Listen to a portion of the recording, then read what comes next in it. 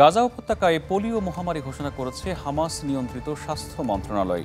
শুধু গাজা নয়, polio virus পার্শ্ববর্তী দেশগুলোর জন্য হুমকি হয়ে দাঁড়াতে পারে বলে বলছে কর্তৃপক্ষ। উপত্যকায় দ্রুত পোলিও টিকা প্রদানের জন্য যুদ্ধবিরতির আহ্বান জানিয়েছে বিশ্ব স্বাস্থ্য সংস্থা।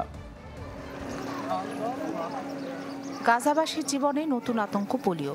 ধ্বংস হয়ে যাওয়া ভবনের পাশে তাঁবু টানিয়ে ধুলোবালি ও পোকামাকড়ের মধ্যেই তাদের বসবাস। পচে থাকা লাশের গন্ধ ছড়াচ্ছে চারিদিকে।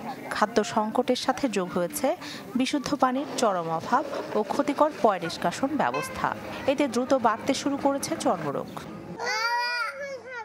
এমন পরিস্থিতিতে গাজায় পোলিও মহামারী ঘোষণা করেছে হামাস নিয়ন্ত্রিত স্বাস্থ্য মন্ত্রণালয়। টেলিগ্রামে দেওয়া বিবৃতিতে বলা হয়, বর্তমান অবস্থা গাজা ও প্রতিবেশী দেশগুলোর বাসিন্দাদের জন্য হুমকি স্বরূপ। উপত্যকা জুড়ে বিশুদ্ধ খাবার পানি, স্বাস্থ্যবিধির অভাব, ধ্বংস হওয়া ভবনের আবর্জনা ও বর্জ্য অপসারণের আহ্বান জানিয়েছেন সংশ্লিষ্টরা। গাজায় স্বাস্থ্য খাতে বিপর্যয়ের জন্য ইসরায়েলকে দুষছে হামাস।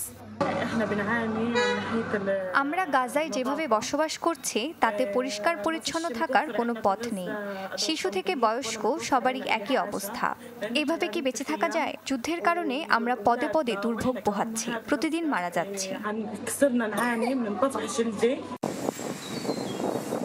মহামারী ঘোষণার পর গাজায় পোলিও টিকা পৌঁছে দিতে দ্রুত যুদ্ধবিরতির আহ্বান জানিয়েছে বিশ্ব স্বাস্থ্য সংস্থা। উপত্যকার পয়ঃনিষ্কাশনের নমুনায় ভাইরাস শনাক্ত হওয়ায় শিশুদের সংক্রমিত হওয়া থেকে রক্ষা করতে 10 লাখের বেশি পোলিও টিকা পাঠানোর ঘোষণা দিয়েছে সংস্থাটি। এদিকে গাজায় যুদ্ধবিরতির জন্য মধ্যস্থতাকারীদের সমন্বয়ে চলছে হামাস ইসরায়েলের আলোচনা। তবে যুদ্ধবিরতি ও বন্দি বিনিময় চুক্তিতে নতুন শর্ত জুড়ে দিয়ে আলোচনা দীর্ঘায়িত করছে ইসরায়েল, দাবি হামাসের।